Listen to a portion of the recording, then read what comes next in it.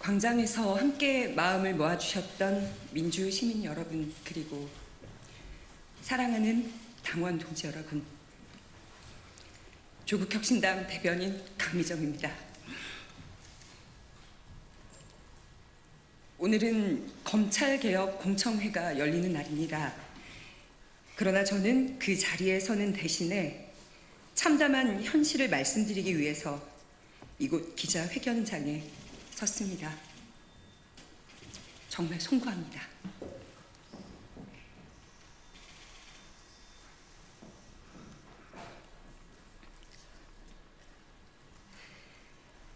당내 성추행 및 괴롭힘 사건의 피해자 중 한 명은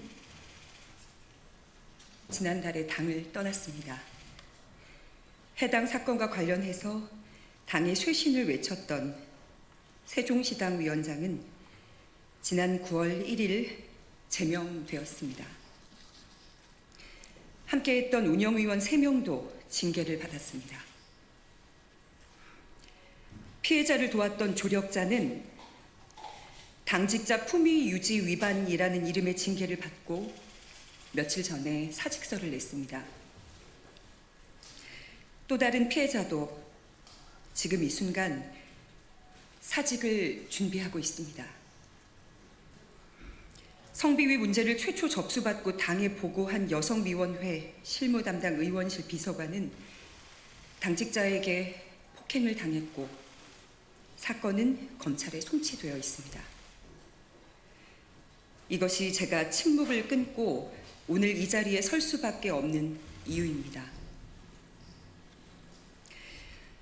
저는 검찰개혁을 누구보다 절실하게 바랬습니다. 거대한 권력에 맞서며 저 하나 정의롭게 쓰이면 그것으로 족하다는 마음으로 조국혁신당에 입당했습니다. 지난 1년 6개월은 여의도에서 보낸 이 시간은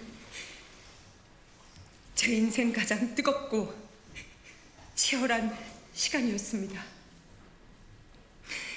3년은 너무 길다라는 슬로건을 목이 터져라 외쳤고 검찰 독재의 조기 종식을 위해 온 마음과 영혼을 불태웠습니다.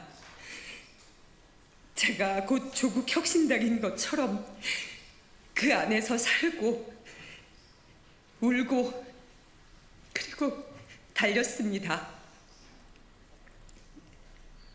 저는 아직도 수사와 재판을 받고 있는데요. 버틸 수 있었던 이유는 단 하나입니다.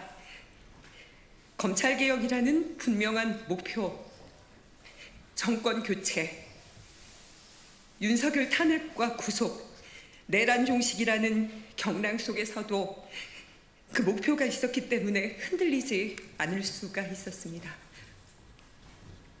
그러나 그 길 위에서 제가 마주한 것은 동지라고 믿었던 이들의 성희롱과 성추행, 그리고 괴롭힘이었습니다. 그리고 그것을 외면하거나 모른 척하던 시선들입니다. 처음에는 저 혼자 감내하면 될 일이라고 여겼습니다. 언젠가는 가해자들이 부끄러움을 알 거라고 믿었습니다. 함께 엄혹한 시기를 견딘 동지들이었기 때문입니다. 하지만 저보다 더 어린 사회 초년생 피해자들의 목소리가 들렸습니다.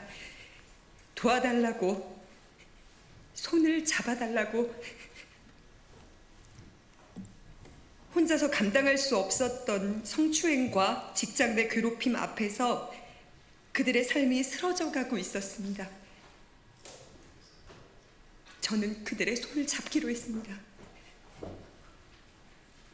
그것이 여성위원회의 부위원장으로서 그리고 인생의 선배로서 제가 져야 할 책임이라고 믿었기 때문입니다. 그러나 당은 피해자들의 절규를 외면했습니다.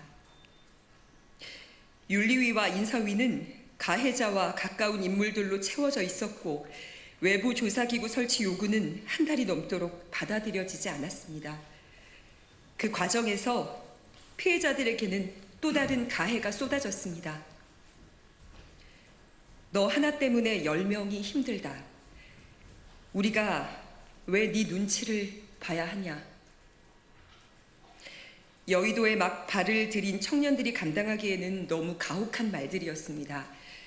게다가 당무위원과 고위 당직자들 일부는 SNS에서 피해자와 조력자들을 향해 당을 흔드는 것들, 배은망덕한 것들, 종파주의자라고 조롱했습니다.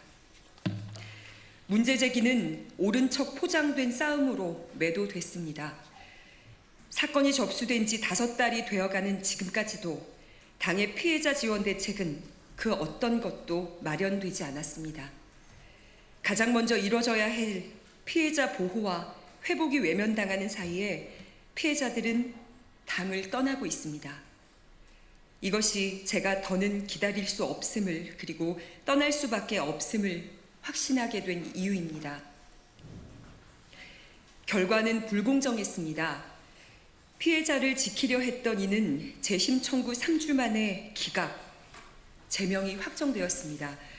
반면 재심을 청구한 가해자는 60일을 꽉 채운 끝에 결국 제명이 확정되었습니다.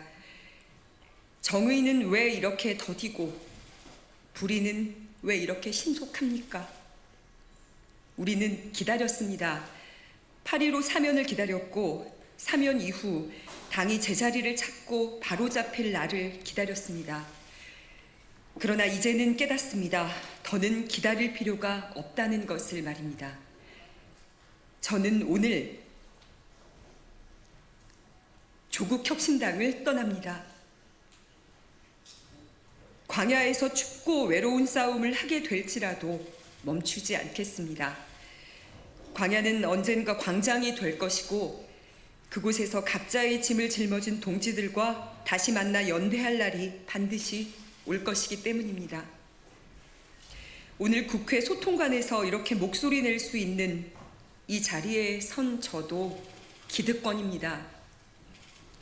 억울하다는 말조차 못하고 소리 한 번 지르지 못한 채 눈물 삼키며 먼저 당을 떠나야 했던 이들은 가지지 못했던 이 기회를 저는 누리고 있기 때문입니다. 그래서 오늘 대변인으로서 소통관에 서는 특권을 통해 그들의 목까지 말하고 그들의 목소리를 대신 내려고 합니다. 돕지 못해 미안했다고 말했던 이들, 불의와 손잡지 않겠다며 작은 투쟁의 의미로 당과의 재계약을 거부하고 떠난 이들, 끝내 응어리진 가슴으로 사라져야 했던 가장 뜨거웠던 파란 불꽃들에게 당신들의 분노와 눈물, 헌신과 상처를 잊지 않겠다고 전합니다. 그리고 멋지게 해결하지 못해서 정말 미안합니다.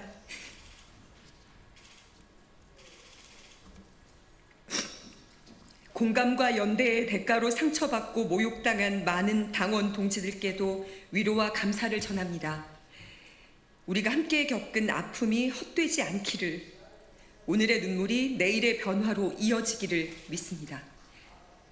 대변인으로, 여성위원회 부위원장으로, 또 지역위원장으로 당원 동지들과 함께 흘린 눈물과 기다림을 꽃으로 피워내지 못해 참으로 아프지만 함께했던 모든 순간은 후회가 없습니다. 입당하며 다짐했던 약속이 있습니다. 주변의 작은 목소리를 잘 듣고 가장 크게 증폭시키겠다고. 오늘의 이 목소리가 또 다른 침묵을 깨우는 시작이 되기를 간절하게 소망합니다. 조국혁신당은 떠나지만 우리 사회를 혁신하는 길은 결코 버리지 않겠다고 약속합니다. 불의에는 침묵하지 않고 끝까지 작은 목소리를 증폭시키겠습니다.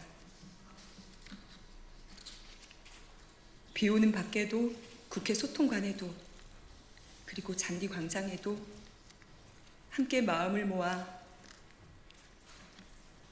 발걸음해 주신 당원 동지들께 진심으로 다시 한번 감사하고 죄송합니다. 고맙습니다.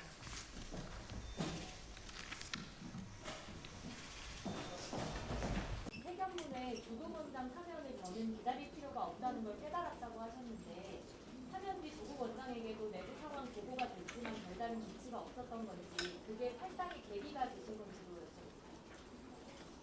조국 전 대표께서 수감되어 있는 기간 동안 함께 연대하는 당원들께서 편지로 소식을 전하고 나온 후에도 밖에서 피켓으로 그리고 문서로 해당 사실에 대해 자세하게 전한 것으로 들어 알고 있습니다. 8월 15일 전과 후에 당도 입장의 변화가 없었고 조국 전 대표께도 여타 다른 입장은 듣지 못했습니다. 그래서